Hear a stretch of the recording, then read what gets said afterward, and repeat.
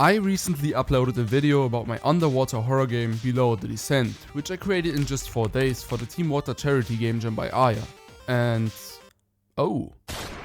God damn! Fuck, like, what do I do now? Yeah, apparently a lot of you guys actually liked it, and besides the 100 comments asking me if I'm German, and yes I am, I only really got positive feedback, crazy ideas, and people actually begging me to make it a multiplayer game. And ladies, I hear you.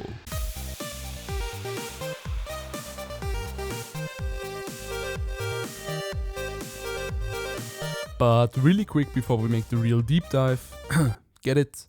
Deep dive, because it's, you know, like underwater and yeah, fuck this shit. This video has been obviously delayed a bit, which was mainly caused by me starting university in October and being posted up like this the whole day in some random lecture to then just fall asleep as soon as I step into my room.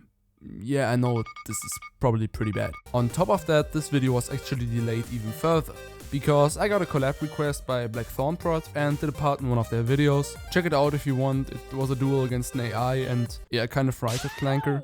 But now I finally got my shit back together, and if everything's going to plan, this video will be out on Christmas. So hey, happy Christmas gang, manifesting a whole lot of presents for you.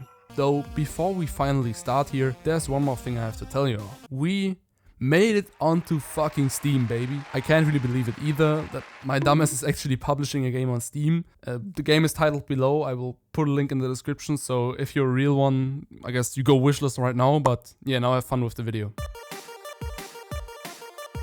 Making a multiplayer game is kinda like cleaning a shower drain. It stinks, it's disgusting, and you might accidentally stick your hand in poop. I beg your pardon? You still gotta do it though. Multiplayer is pretty complex. Synchronizing clients, game events, securing connections, creating lobbies, you name it. Luckily, Unreal Engine comes out of the box with a lot of these features already, and furthermore, I downloaded the Advanced Session plugin, which pretty much handles all the connections for lobbies and hosting through the Steam SDK, but in blueprints. To give you a quick rundown on how the multiplayer works for this game, it basically works like Lethal Company or any other co-op game there is really, where one player is the lobby host and hosts a so-called listen server on his PC. To handle your friends connecting to your PC then, Steam handles all the connections, so you don't have to do none of that complicated port forwarding and opening type of shit. Starting off, I began reworking and polishing some UI elements like the main menu, where I added a small intro booting animation giving the whole thing a terminal-like look. Then for the actual multiplayer, I added this menu with a lobby browser over here, a custom system to join a lobby with a session code, and also the option to host a lobby. Yeah, this one is still a work in progress. But as soon as I got the basic structure set up, tested if the Steam implementation was actually working correctly, and tried to get some basic replication going, which I already teased a little at the end of the last devlog, it was time for... As you all probably saw in the first part, if you didn't see it, I guess go watch it now, I'm going for that retro feel with the game, which means low resolution pixelated textures and PSX style post-processing. So I started modeling a lobby for the game, which kinda acts as the main base of operations for the players, from where they plan their missions down into the deep sea areas and so on. But there are really just 3 main points of interest here right now. First, this big terminal, which shows a list of the connected players and who just joined along with the lobby's ID, kinda like the tab option in Minecraft. For that, I just created a new UI widget class, made it load the joining player's Steam profile with their profile picture and so on, and display them on this UI widget, which I layered over the model. Pretty simple. Then we have this little terminal over here, where you can enter commands to pick the destination to dive to, and right now we have... yeah, we have only one, but that will be fixed soon, I hope. And the last thing is this big airlock here, like, there's nothing really special about it, it just can open and shit, like, what did you expect from a big metal door? To bust it down in front of you? But yeah, there's one more thing I forgot, which is this big thing here. And I mean this large tube over here. Well, no, this long pipe. Yeah, fuck this shit. Well, wait, what is that noise?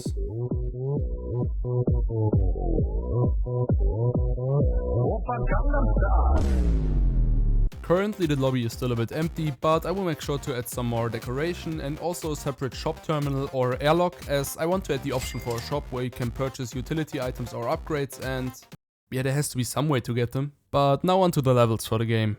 Hi there, Future Pixel speaking here. Originally the video would have been a little different at this point, but with that I'm presenting you the final reason why this video has been delayed for so long, which is Level design. Originally, I wanted to set the levels on different layers. So one would be at 50 meters deep, one at 100 meters, one at 150 meters. Yeah, I think you get the concept. And I got to work on just that, creating the first level at around like 50 meters called The Shallows. I wanted to go for that bluish tropical type of feel here because this was supposed to be like the first and also a safe level. Yeah, and then I realized that this just looked like straight ass and threw the whole thing away.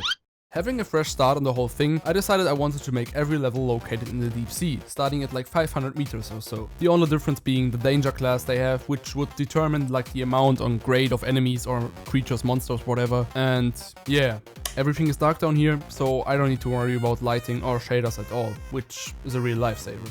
I quickly made the new level layout using Unreal Engine's landscape tool, and after a bit of work I already had a pretty decent draft for the layout. I started decorating it using these plant generators I made, which are basically just 5 tubes I made in Blender, which are randomly positioned in relation to their actor's origin, or root, and deformed by a material function to move slowly, as if they were real underwater plants. Pretty cool. What was really important to me with the design here though, was that the level wasn't just a flat plane again. So I made some basic flat rocks and started scaling them up and scattering them throughout the level to create the impression of a rocky uneven ground, which already looked way better than the original level. Besides the ground, I also wanted to create an interesting environment in general for the game, so it's obviously not boring to play. Why are you looking at me like that?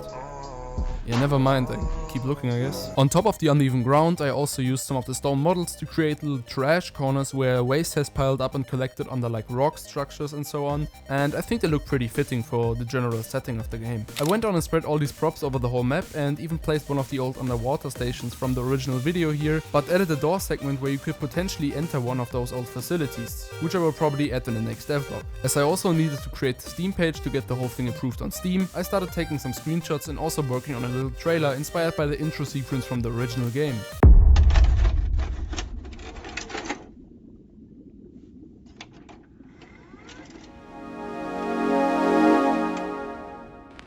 Hello there, and welcome to the Ocean Recovery Program.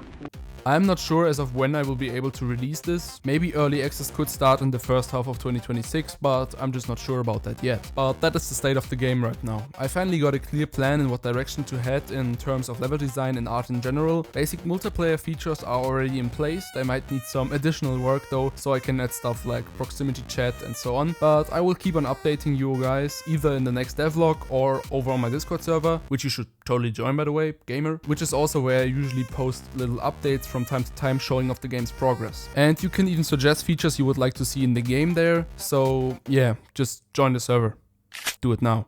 But that's it for this video. Make sure to go wishlist below on Steam, it's linked in the description. Subscribe, and as always, smash like if you like, dislike if you don't, and Merry Christmas.